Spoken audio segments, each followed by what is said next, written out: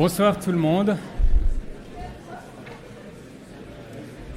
Bonsoir, je vous souhaite à tous une très cordiale bienvenue à l'inauguration de l'exposition Las Vegas Studio, les images d'archives de Robert Venturi et Denise Scott Brown. A very special welcome to Denise Scott Brown and Jim Venturi. They came especially from Philadelphia and New York. So in the name of the EPFL, the ENAC faculty and Archizoom, tell you that we are very honored by your presence and we are looking forward to hear the lecture from Denise von Brown in a few minutes. Jim came with a film called Saving Lieb House, and this film is shown at the entrance of the exhibition. You can see it later. Je suis très heureux aussi de la présence parmi nous de Stanislaus von Moos. Professeur von Moos est, si j'en crois la préface du catalogue, à l'origine de ce projet d'exposition, mais c'est aussi la première personne qui m'a parlé de l'exposition alors qu'elle était montrée au Museum in Bellpark à Kriens. On lui doit donc, je crois, toute cette soirée. Je n'ai pas été d'une immense efficacité pendant le montage de l'exposition avec mes cannes, mais je puis compter sur une excellente équipe. Je les en remercie tous. Yuri Kravchenko, architecte, tout juste diplômé de notre école, a conçu et réalisé la scénographie de l'exposition. La menuiserie Fabien Pont, le graphiste Giorgio Pesce de l'atelier Poisson, les étudiants Patrick Ayer, Lawrence Breitling, Jonah Behrens de Haan, Charles Brebstan, Capucine Claudet, Camille Delaunay, Olga Kirikova, Lucas McIntosh, Jade Rodler et Loïc Turcher. Et bien sûr, je remercie aussi mon équipe fixe, Pascal Luc et Jean-Robert Gros d'Archizoom. Avant de passer la parole à Hilar Stadler et Martino Stirli, les curateurs de l'exposition, je vous présente la série de conférences que vous pourrez suivre durant ces 2 prochains mois. Désolé pour la qualité de l'image. Martino Stirli donnera la première conférence intitulée Las Vegas Film and the Mobilized Gaze sur l'utilisation de la photographie et du cinéma telle qu'elle a été traitée par Denise Scott Brown et Robert Venturi. Sarah Goldhagen, historienne et critique d'architecture à New York, le 26 octobre, elle reviendra d'un voyage en Asie et elle va nous présenter sa vision de Learning from Las Vegas en Asie. Nous essayons toujours aussi d'inviter des conférenciers qui ont une pratique architecturale. Luca Merlini y répond doublement puisqu'il construit et planifie à l'échelle urbaine, mais il écrit aussi des sortes de traités d'architecture très personnels. Je vous invite à découvrir, si vous ne le connaissez pas déjà, son dernier livre, Le pays des maisons longues. Valérie Didlon a également accepté notre invitation. Valérie a signé la préface de l'édition française de Learning from Las Vegas et son livre intitulé « La controverse Learning from Las Vegas » va paraître au moment de sa conférence ici en novembre. Et finalement, nous aurons le plaisir d'écouter Glenn Adamson, qui est directeur au Victoria and Albert Museum, et il ouvre demain, je crois, c'est juste Martino, c'est demain le vernissage d'une très grande exposition intitulée « Postmodernism, Style and Subversion ». Martino Stirli y participe d'ailleurs. Ne la manquez pas si vous êtes à Londres cet automne. Voilà, je me réjouis de vous revoir à l'occasion de ces conférences. Et dans l'immédiat, je passe la parole à Hilar Stadler et Martino Stirli. Hilar dirige le Museum in Bellpark à Kriens, près de Lucerne, qui a produit l'exposition. Martino est docent au GTA à l'ETH à Zurich. Ils ont édité ensemble aussi ce magnifique catalogue que vous trouverez à l'entrée de l'exposition. Voilà, Hilar, je crois que c'est Martino, Hilar. Hilar commence. Bienvenue au micro. Et je vous souhaite à tous une excellente soirée. Merci.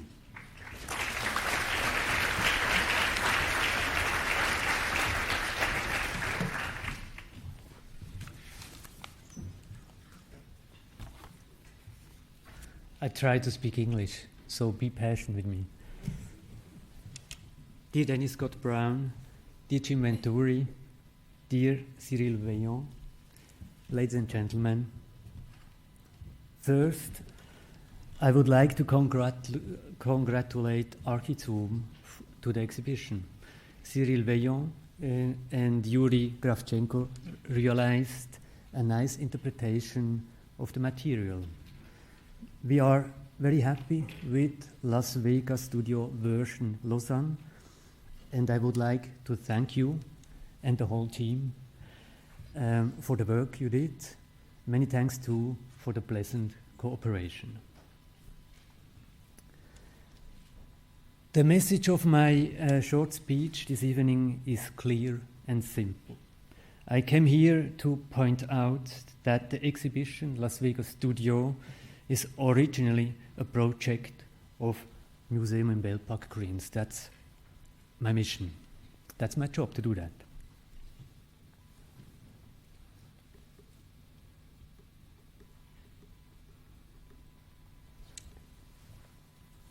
The idea and the impulse of this project came from this museum that is situated in Kriens, nearby Lucerne. Possibly this message is more important for me than for you, but in the end is a fact. And of course there were many other people involved in the project. Martino Stierli, of course, then Peter Frischli from Fischli Weiss, and Pietro Mattioli. The design for the wonderful book made Manuel Krebs and Dimitri Bruni from Norm. By the way, the book belongs to every ambitious library, I think. More relevant is the question of why the museum undertook this project. That gives me the opportunity to talk about the self-image of Belpark and to talk about the importance of Las Vegas research that Denise Scott Brown, Robert Venturi and Stephen Eisenhower made together with a group of students in the late 60s. The importance of the study for us and for our days. First, the museum. The museum in Belpark is a Heimatmuseum. We call it a contemporary Heimatmuseum. Heimat is, in our understanding, not something that goes back in the history. Heimat is, in our view, something that is formed every day before our doorsteps. So, if I open the door, I see this.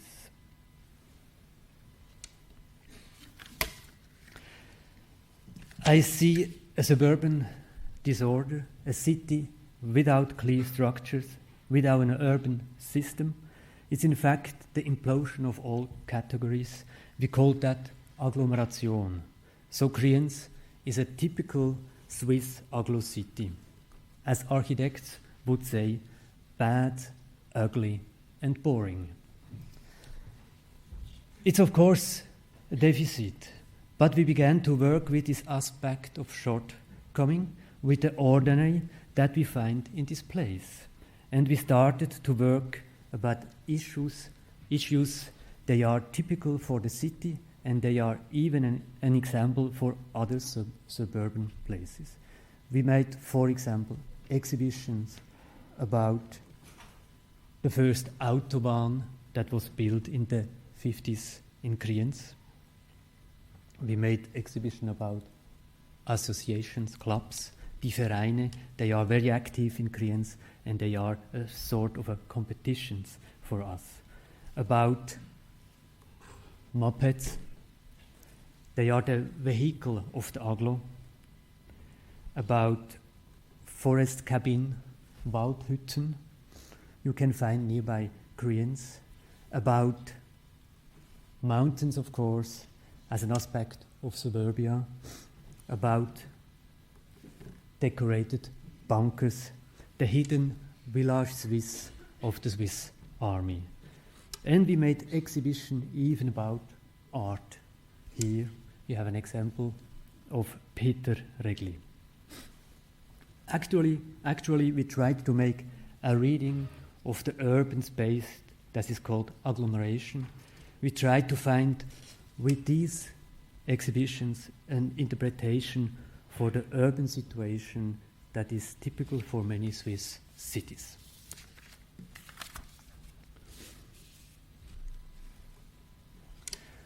Probably it's not so easy to bring those topics together with the research for the research of the Las Vegas studio they made in the late 60s.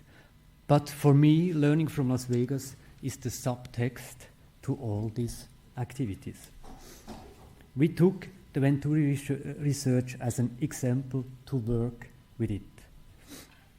So the exhibition Las Vegas studio is for me both an uncovering of the subtext and an homage to an important source.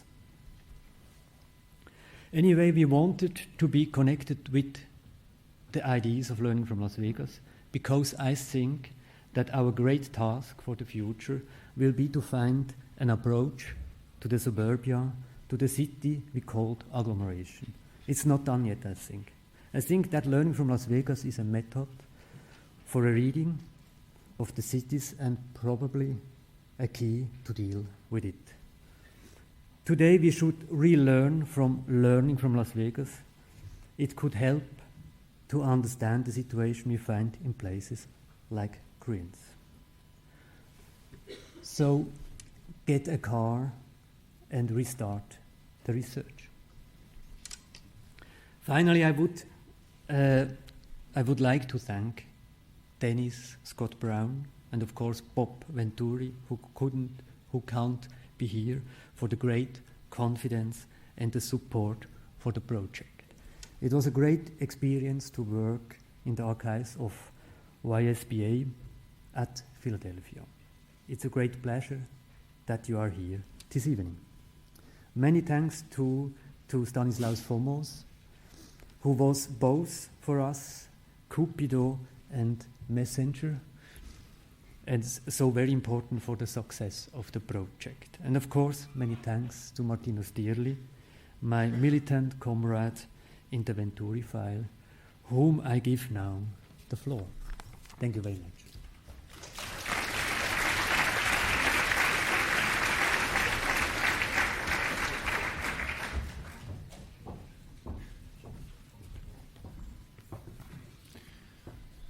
Bonsoir, messieurs, dames. Je suis très heureux d'être ici et je voudrais vous remercier pour venir. Merci à tous pour nous donner cette possibilité de montrer un peu de notre travail. Moi aussi, je vais parler en anglais. Je crois que c'est meilleur pour tous. This is not a time and place to give a detailed introduction into the intentions and scope of the Las Vegas Studio exhibition. Nevertheless, please allow me to address a few issues that may serve as guidance for your own exploration of the exhibition that you will hopefully be able to see in a few minutes. Las Vegas Studio is made up of mainly visual material accumulated by Denise Scott Brown, Robert Venturi, Stephen Eisenhower, and their students at Yale University on a research trip to Las Vegas in the fall of 1968. The group of architects saw in the commercial strip of Las Vegas the archetype of a new automobile-oriented urban form. Their goal was to investigate and document this new form and to find new and adequate means for their graphic representation. Thus, they stated in Learning from Las Vegas, the seminal publication that resulted from this research project, quote, "This study will help to define a new type of urban form emerging in America and Europe, radically different from that we have known, one that we have been ill-equipped to deal with and that, from ignorance, we define today as urban sprawl.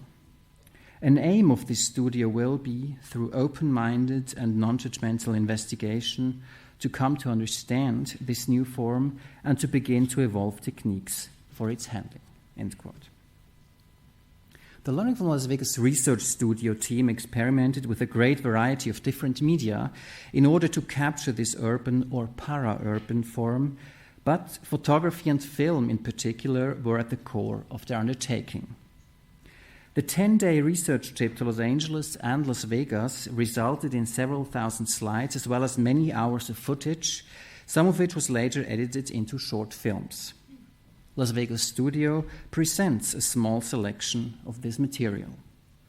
While some of the photographs have become iconic in the meantime and have been reproduced again and again, a great number of these images, as well as the films, are presented to a larger audience for the very first time in this exhibition. It is thanks to the great generosity of Denise Scott Brown and Robert Venturi that we were able to investigate their extensive archives and to come forward with what we consider true gems, visual treasures documenting a Las Vegas as it has vanished long ago.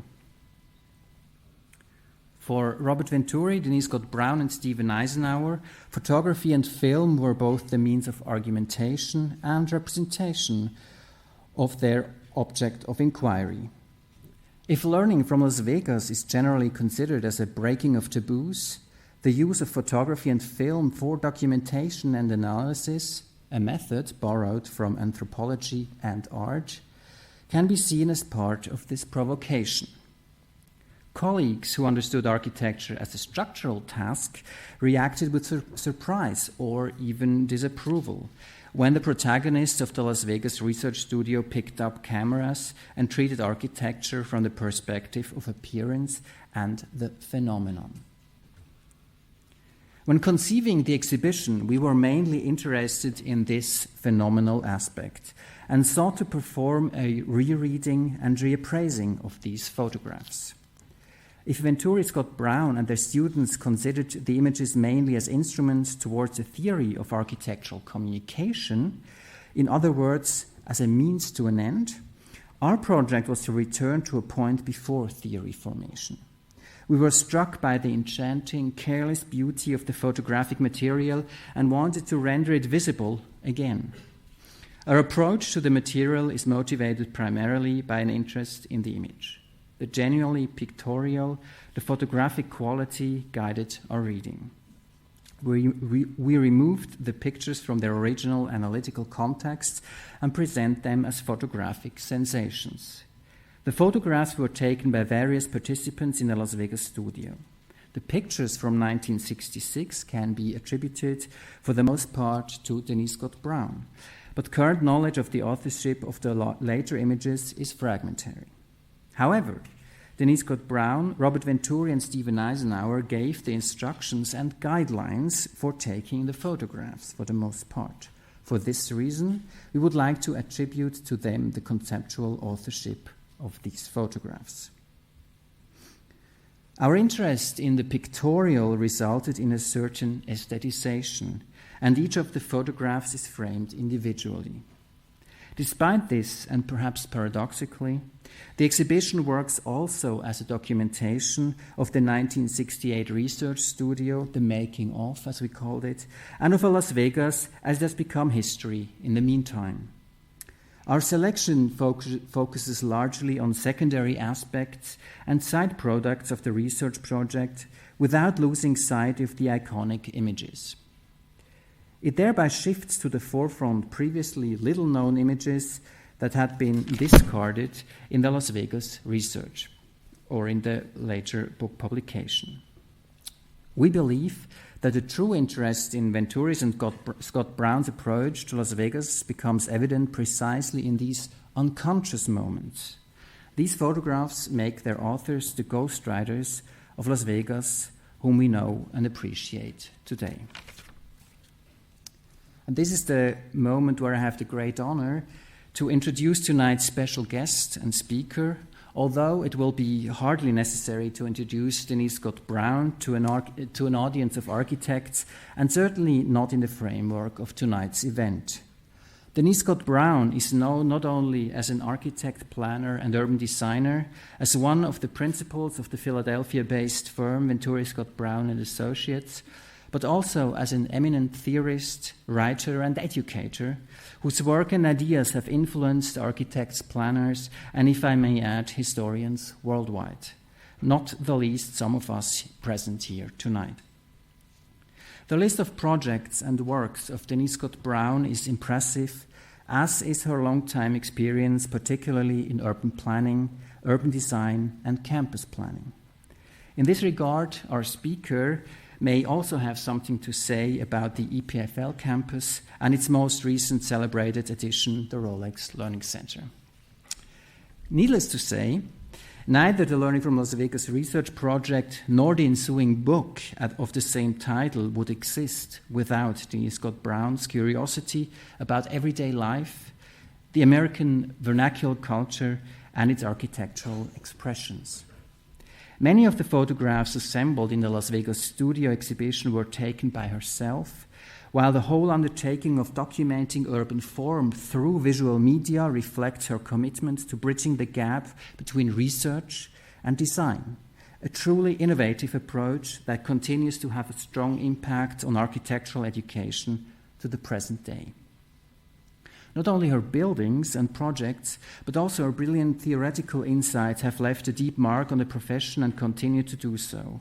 Her list of publications is long and awe-inspiring, and so I would like to limit myself to mention just two seminal publications. The first of them appeared in 1990 and is entitled Urban Concepts. It is an essential reading for anyone interested in urban planning and design in the post-war period, not only for its accurate and sometimes also polemical historical account, but also for the many urbanistic concepts developed and illustrated in the volume. The second publication is a small little yellow booklet with the modest title Having Words, published just a couple of years ago with AA Publications. It contains a selection of Denise Scott Brown's most important essays written throughout the years. For anyone interested in learning more about her architectural and urban thinking, and I think for every architectural student, but also about architecture culture of our age, this is the ideal point of departure on a journey that, I promise, will be rewarding and inspiring. That said, please welcome with me tonight's speaker, Denise Scott Brown.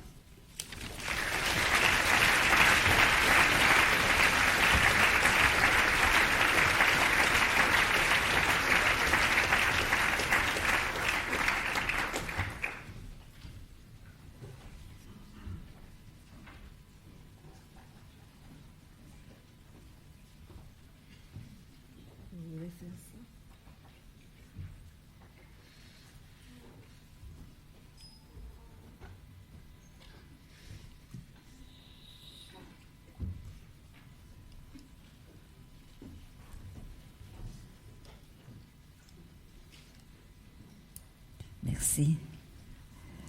Celui-ci. Si jamais il y a celui-ci. D'accord. Comment est-ce que ça marche? Comme ça? Bon, merci. Merci. Greetings to all my friends. Je voudrais bien pouvoir parler français. Et en effet, je l'ai fait une fois à la Sarraz. Mais maintenant, je suis trop âgée. Je ne peux pas faire maintenant. So I will speak English with apologies.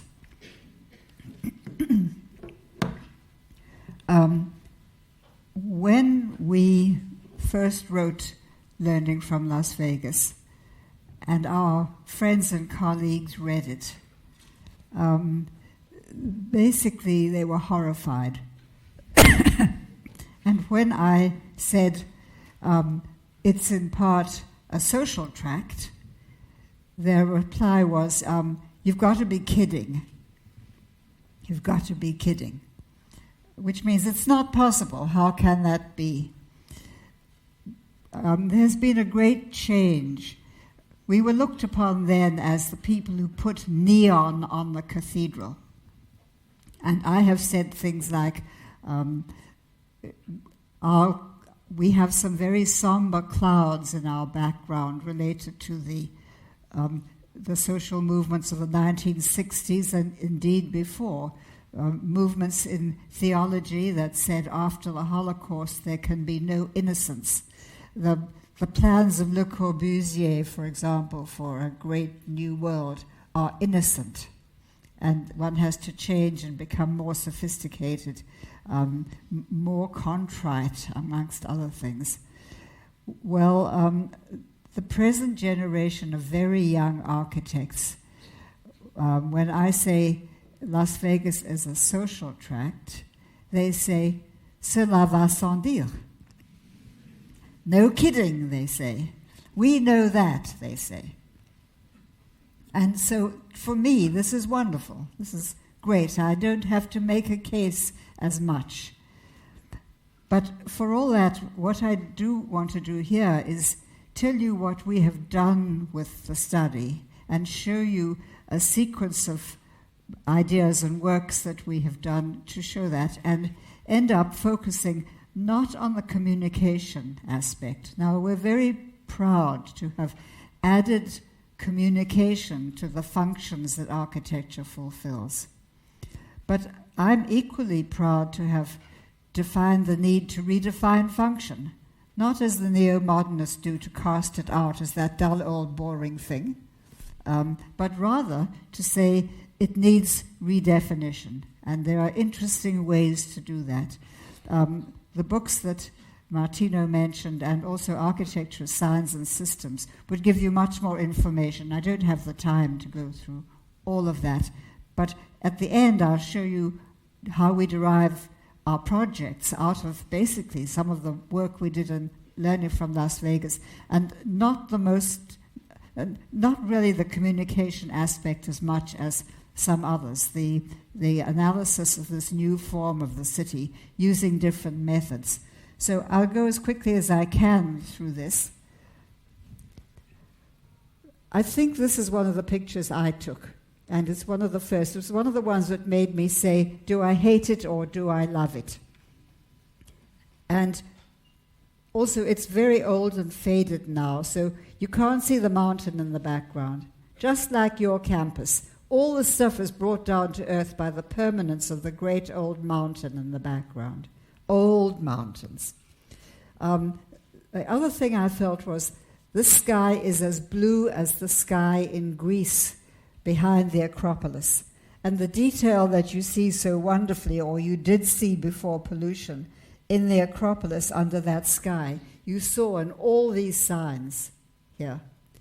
And almost immediately I began with my training in planning to say, look how the public sector is very small, but very readable.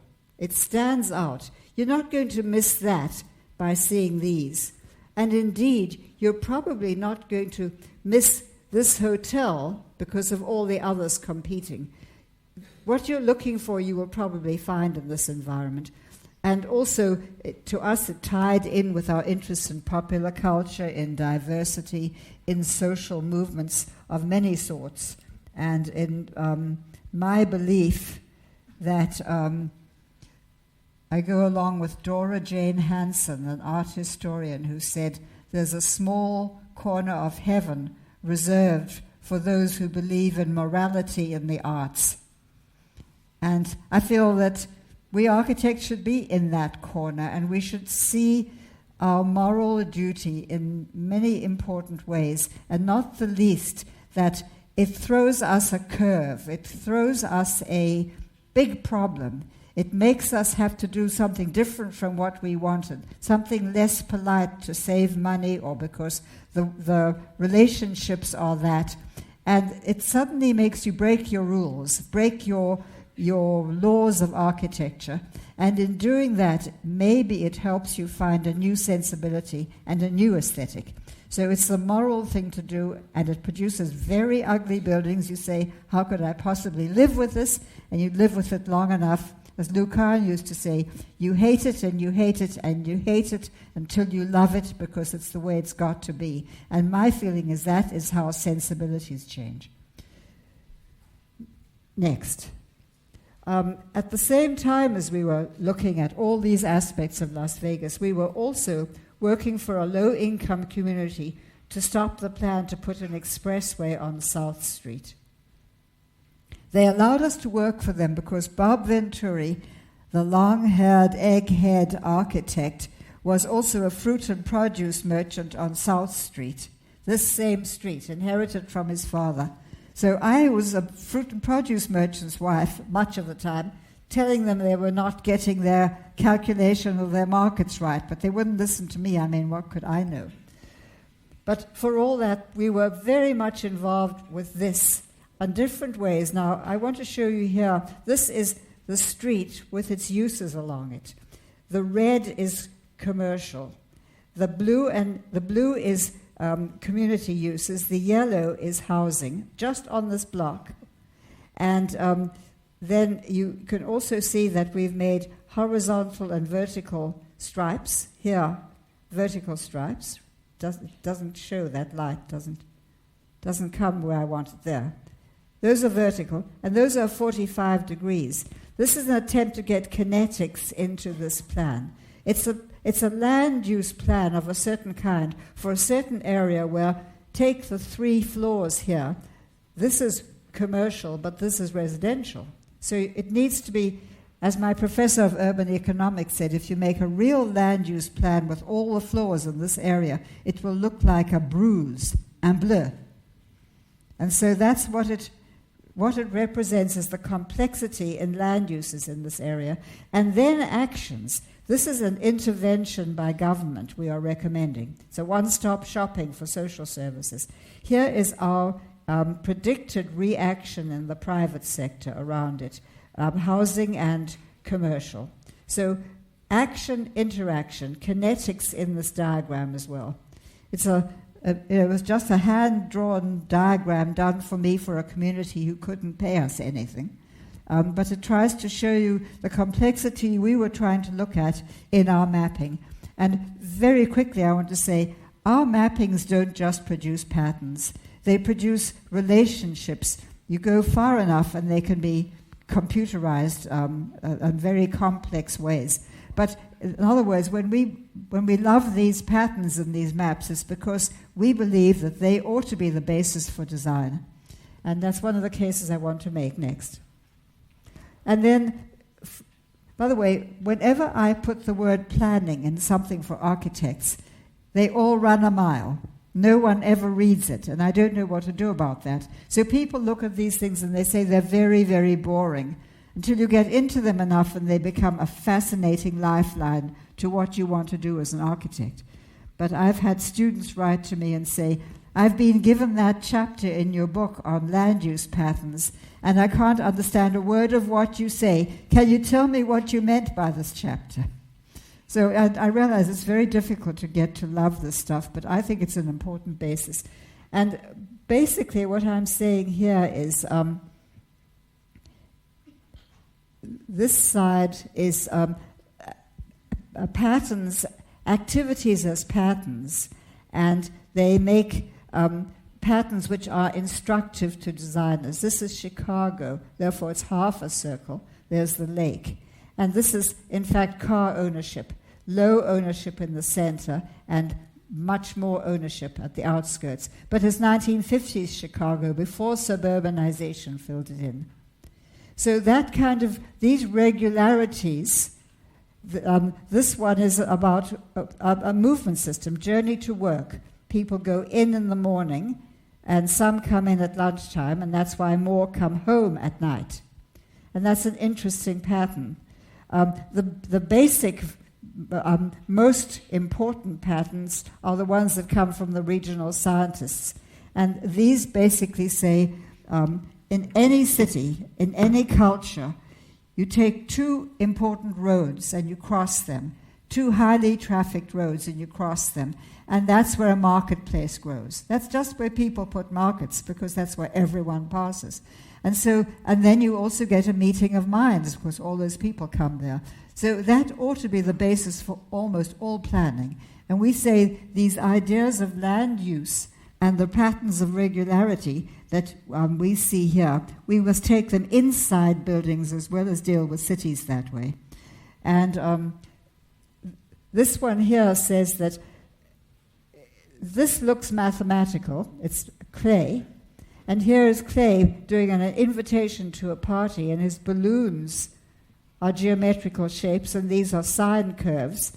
And out of all this geometry and mathematics, he produces fantasy. And surely we as architects, involved as we are in putting together things which must stand up, must work, going through the measurable of mathematics and using it creatively can produce very wonderful fantasy. The two are not against each other. Next. And so here in Las Vegas, we were using these notions. Think of the land use patterns, but here we took just one land use, and it takes creativity to analyze the right things when you're trying to be a designer. So in Las Vegas, you obviously had to analyze the location of wedding chapels and car rental places. And as we guessed, they were right up along the strips. You can see these ones on the left are wedding chapels. Where's my arrow? Anyone see my arrow? Disparu. Anyway, you can see how the ones on the left cluster tightly, and that's where you see we kerker the heather and all those things, and they say, let's see, c'est ça. So that's where all the wedding chapels are. They look like little houses, but they've got steeples and they've got neon around them. And next to them, they say credit cards accepted, wedding chapel, credit cards accepted. I always found that juxtaposition funny. And then they say, ask us for anything, and aspirin, ask us for anything.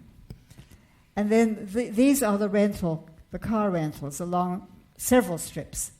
But you can map churches. The mapping of churches is rather similar in, say, New Haven and Las Vegas. And these are the kinds of things you try to understand as an architect and to use. And here we are taking the plans of casino hotels, and the red is the main gambling area. The blue is the conference area. Green, of course, is the patio. And yellow, which is the standard for land use, is all the bedrooms. Now, once you do that, you begin to see that there's a general pattern in these things. You walk in and there's gambling. You don't see the reception desk when you walk in these hotels. You see the gambling machines. Reception desk is behind you, somewhere like that. But although the plans are very different, the relationships are the same, and that's one of the things we try to learn. Next. So going on, in the 1970s, these are the buildings that we did. There's a sad story about this one. They have now, they're removing all of this, and they've hired another architect to do a redo of this area. I was able to influence the plan. I'm still working on trying to get them to make it feel not like a building. I can't get architects to not design buildings. Need to design a garden wall that you walk through, because the overall design calls for something very simple and inflected toward the main thing, which is this and the exhibition underground that goes with this. This is just like a walled entrance through into a garden or something. But they do want to make it into a building, because buildings is what architects do. You know, they say, to the hammering man, every problem is a nail. And the social planners used to say, to the architects, every problem calls for a building. You may have a problem with your school system. God knows we have all over America. But the first thing is not necessarily to build schools. The first thing is probably to get the teachers feeling better and the kids feeling better. And schools would help, and people have a right to good schools, but to say we must spend all the money on schools is not right. If you have an awful lot of money for a building, it doesn't necessarily mean you should spend it all on that building. If you have some left over and you give it to some other problem which needs more expense, I think that's a very moral thing to do as an architect. I'm talking about your campus. Of course, mine too, and many others. We've recently been able to rehabilitate that building and get it back to the way it should be. But these were the works that we did in the 1970s, and these are what are illustrated in the exhibition at the Victoria and Albert. Unfortunately, they don't go much further. Next. These were some of the ideas we had in the 1970s, the edgy, fun, nervous ideas. This was recently bought by some doctors because Best Products went out of business, and they took off all these panels and they had the creativity to donate them to museums all over the world. So the groups of these panels hanging all over in museums. This one just got demolished. And that was a plan for a building which never happened. Next. And then, by the way, when I'm telling architects that I was very critical of the social concern architects in New York, architects, designers, and planners for social responsibility. They meet, and what do? They design a peace park. So I say, well, there are other things to think about than designing a peace park. That's a good thing to do, but you've got to think about housing and about low-income needs and about what you do when there's been catastrophes. You don't necessarily build better. You build what people can afford to build, and you think very hard because you probably can't build at all at the scales that you need and what you do instead. And all of this needs architects to think of. I said, after all that, you can design a peace park if you want, and there's our peace park. It's on Trafalgar Square, and that's the place where people go to have, this was a demonstration against the October War in front of our building.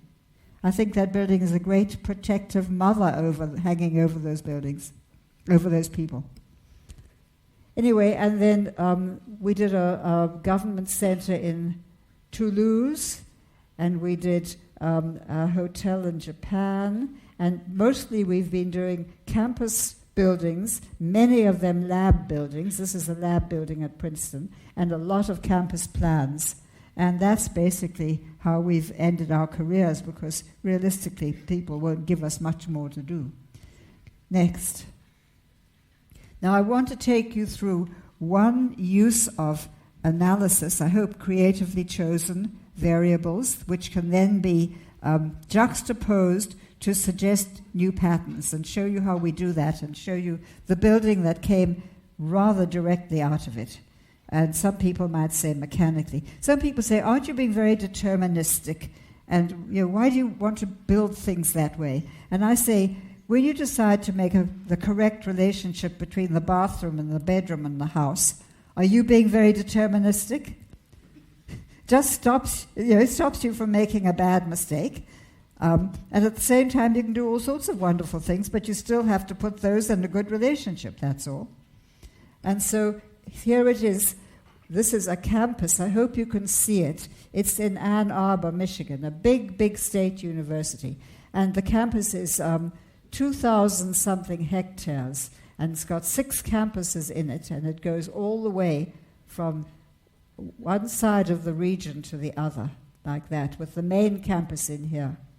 And I can tell you many things about its topography and its history and its relation to the floodplain and the way the activities of different buildings relate to each other and things like that.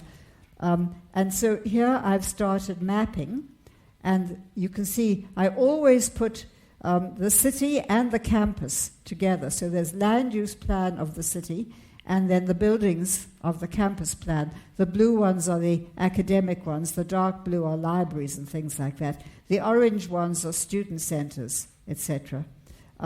And so on. There's a big medical school up here, and there's further up there, is more up there as well. Excuse me. It's very interesting. This is all housing around it. Look very carefully, and you'll see a slight difference in the yellows. I hope you can pick that out. There's some darker yellows here and some paler ones there. Can you guess what the darker yellow is? Students here, tell me what the darker yellow is likely to be. Well, it's called rental housing, but it's basically where the students live. They live in the cheap housing around the campus. They're lucky on this campus, they do have cheap housing around the campus. And then you see how the commercial comes right into the campus. They're also lucky there. In American campuses, often there aren't. But they're luckier than you because they have some green space where they actually walk and live. They don't only walk on a concrete platform.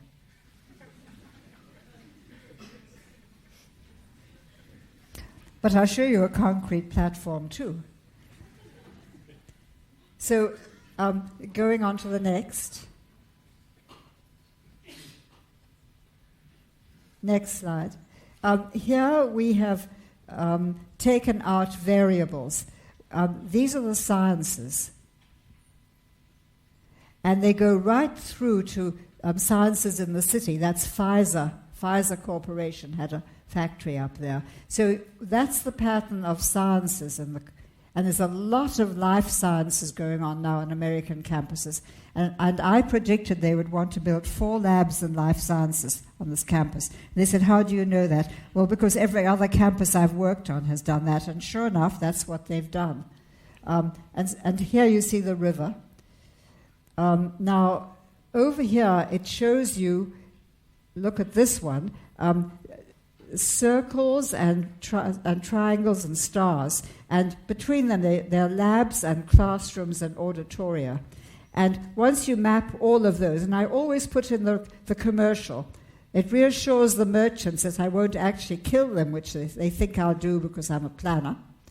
But it also shows you the relationships more clearly when you see it in relation to retail. But look how the mass of activities happens over here and here.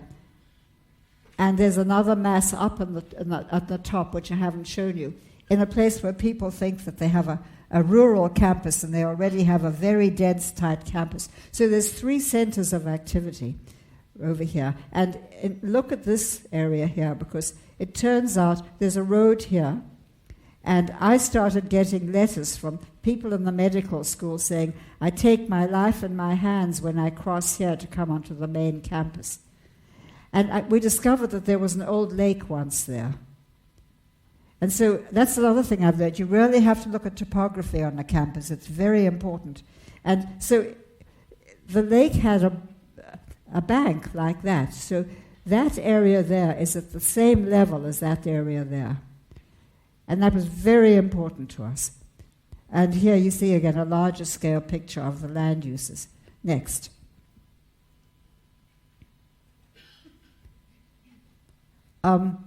Here, that's the same pattern there with this in here. And that's the original campus here. You can see little hills there. And then the river comes here. And that's on a hill, obviously. And again, that's that place between them in there where the lake was. And again, the retail there.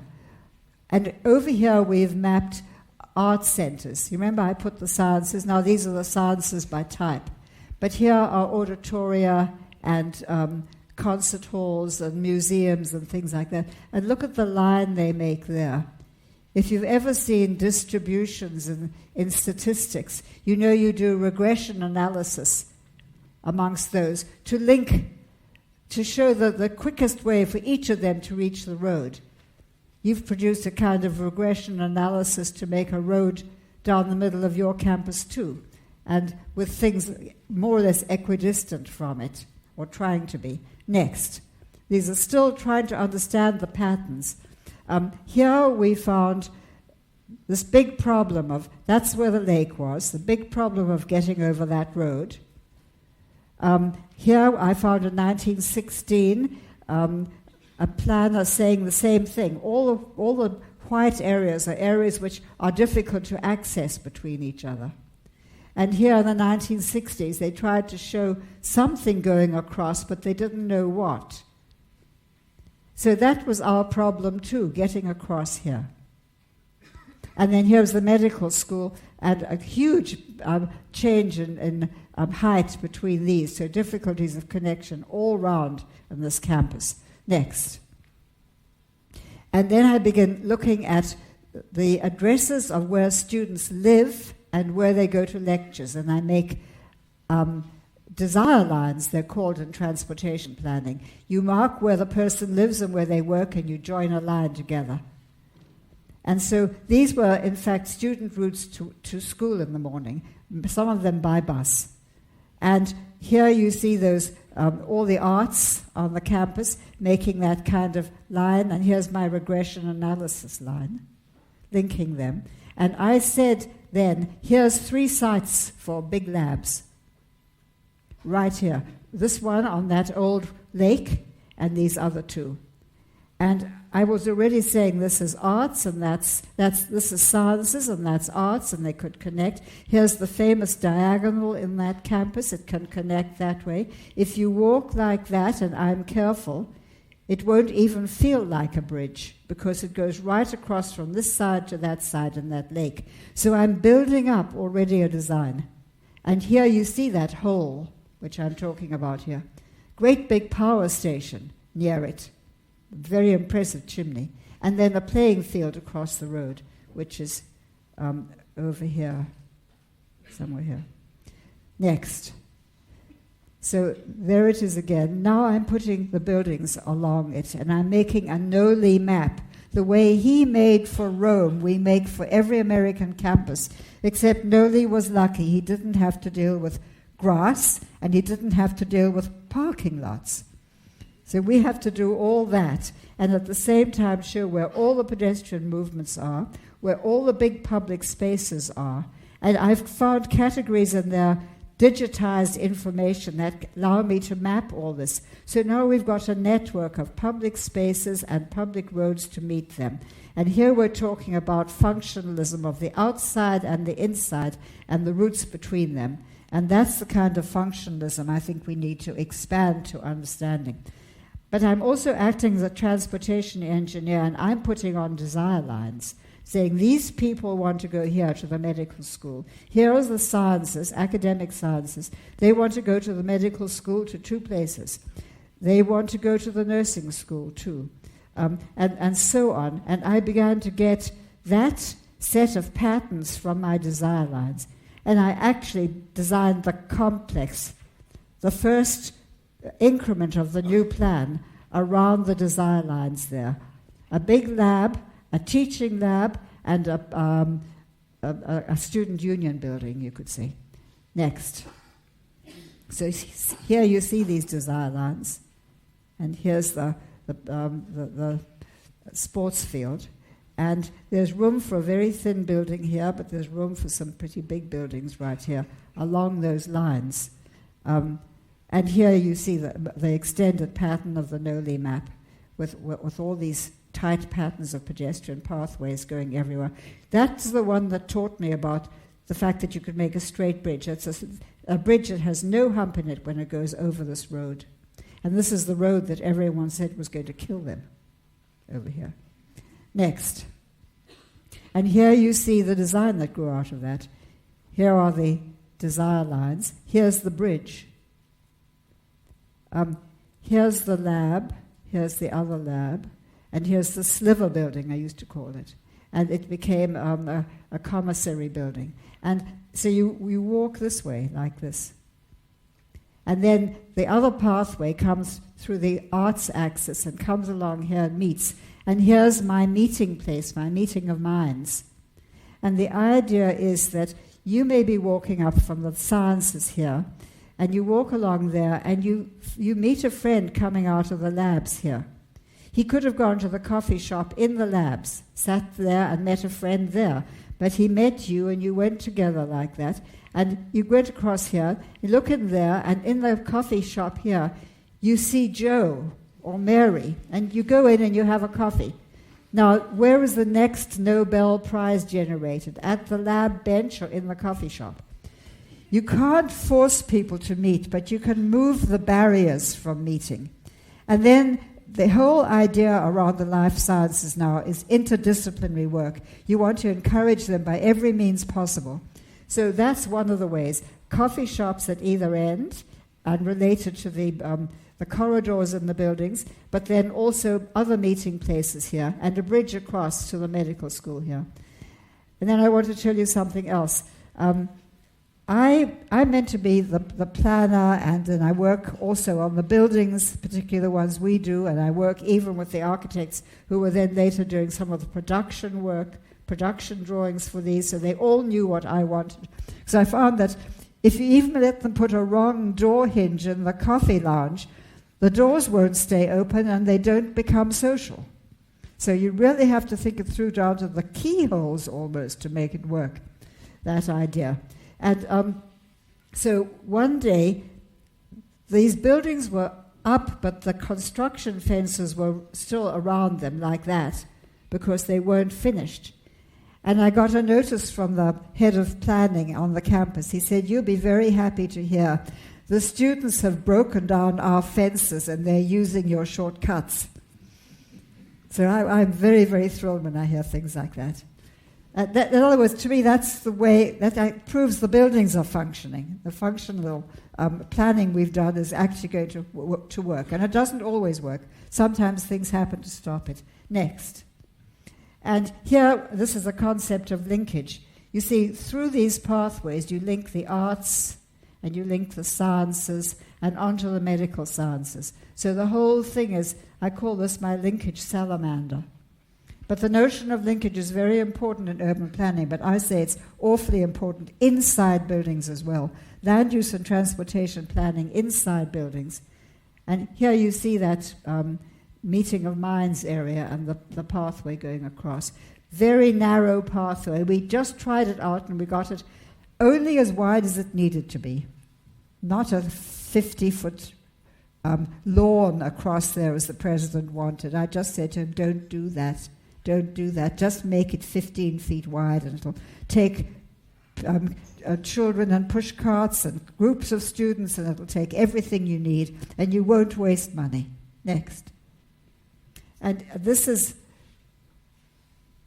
the buildings, and here's that meeting of minds. I hope you can see it, but there's a photograph of them actually using it.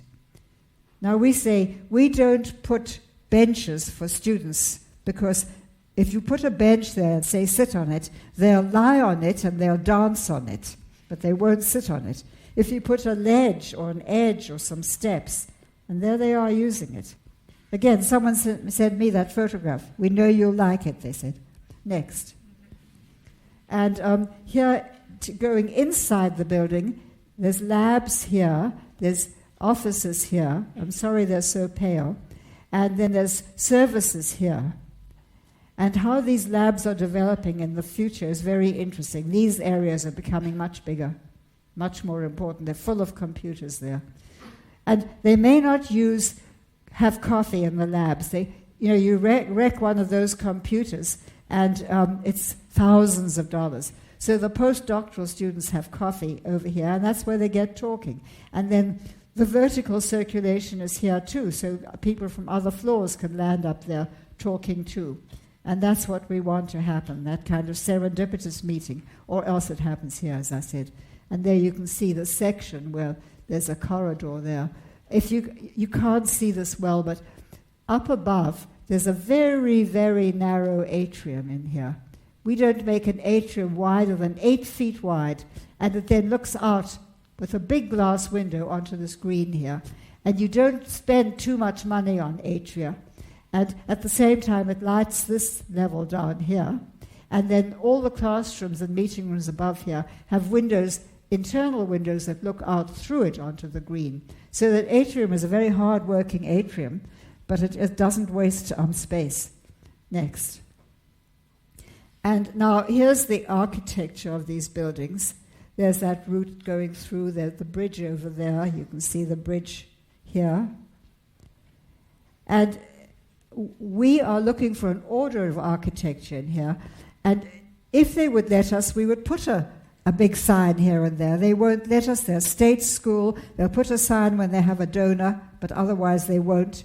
And they won't put any neon, and they wouldn't even let us put little sculpture. But there are very interesting ways of using this.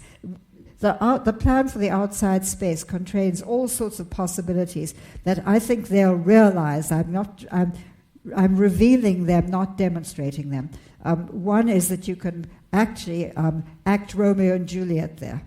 You can have Caesar's centurions marching up these steps, up to there, where there's a little stage, but no one knows it's a stage. They think it's to sit and eat your sandwiches on until one day Caesar comes up. So you can do many different things like that within those spaces. And so there's not much variety in these. They're based on the architecture of someone you'll know, Albert Kahn. You know him for the work he did in steel that Mies imitated. He did beautiful brick lab buildings on this campus, really elegant. And we took their form of architecture, we made it paler in color and bigger in scale. And so you get the variety in this pathway, which is almost medieval in the way it winds for pedestrians and bicycles. And you get something in the order of the architecture, which is nice. The red brick on the outside and white brick on the inside for light. Next. That's learning from Toulouse, by the way. And so here you see it. Here's that one path. You see these buildings just take up the shapes that are made from the uses inside, as early modernism did, and I'm a great devotee of that. That's obviously an auditorium. You can see it is. And so on. And they're somewhat delicate, but we haven't put any big neon, and we certainly haven't done any swoops and swipes and neo-modernism of that sort. You can't afford it in these budgets, and you shouldn't afford it. Next. And so there's the Albert Kahn lab. Very nice, big windows, good spacing, all the things you need for flexibility. It starts out as a high-tech engineering lab, and it can end very nicely as an architecture studio. So I often think of that. The first function is not just the first program of the first client. It's the uses of the building 500 years after that, and in some places 800 years after. And to think of a function as only serving the fingers of your hand, each one different, is wrong. So we say make function a mitten, not a glove. And so our scale is rather larger, but not very much so. And that's the order of that architecture. Next. And that's the last one. That is the drawing the people in the V&A sent us of our room in their show. And you can see the wallpaper on that room is that picture that you had and I showed you at first, and it's in this show too. And then they're showing where they're putting some of the other elements in it. I hope it's going to be a very lively show. Thank you.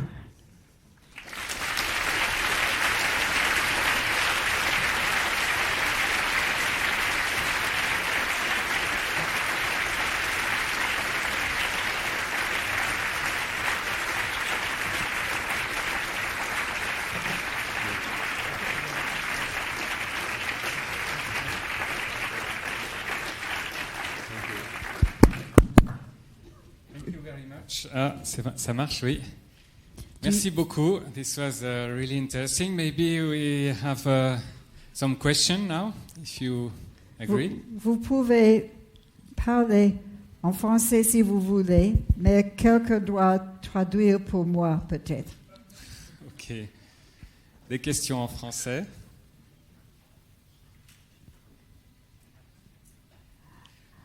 I have a question I can try in English. It's related to the exhibition that we will discover later. It's an exhibition of photography, and now we use a lot the photography. It's Cela va de soi today, but I don't think it was in the 50s, and I want to know if you can tell us how you started with this. You were doing the photography, I think. I have done photography in cities since I was a student. And my first husband, Robert Scott Brown, he was a great photographer. And so when we traveled, we photographed all the time. And my early collections of photographs from the 1950s I use a lot. I've used them to illustrate ideas in books and things, and it was one of our ways. We felt a little guilty that we weren't sketching the way Le Corbusier did, but we could do far more in photography within the time, and it was a pastime as well. And then when I came to America, I'd already started photographing billboards and signs, not just the industrial architecture that Le Corbusier liked. I started with that, and the people at the AA where I was, they too started with that, and they began moving into commercial architecture. So I was already photographing, and so was Robert Scott Brown, commercial architecture in places too. And so when I came to America, I just went on. And then when I began teaching, I began using the photographs in my teaching.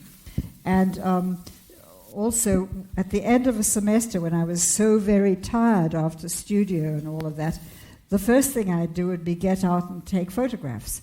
I'd go and look at commercial strips in West Philadelphia and photograph the mess there.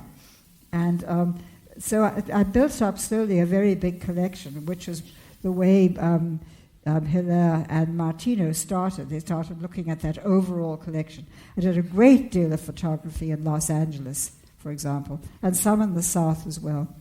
And by the way, I have collections from Yugoslavia of things like the bridge at Mostar, which was then destroyed.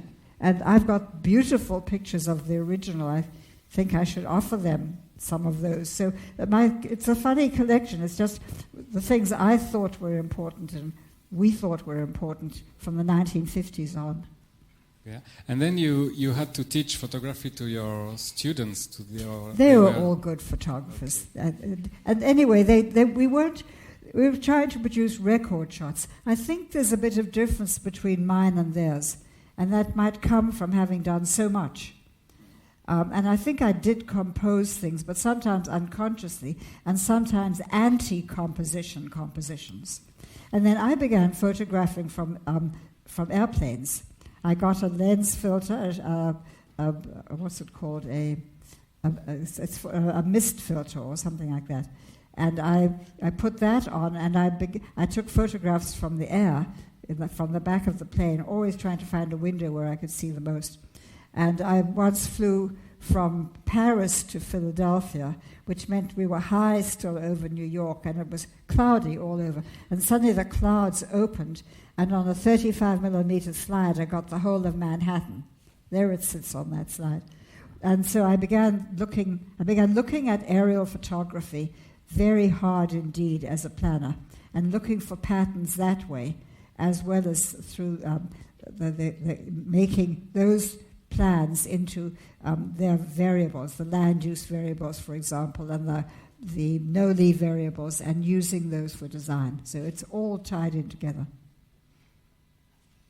Thank you. Ines, you have asked me some of the best questions anyone has ever asked me when you interviewed me, so I think I would welcome a question from you.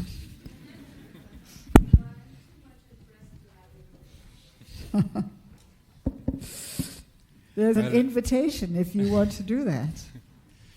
But we can continue the discussion in the exhibition, and there is also an aperitif, and now the second part of the evening can start.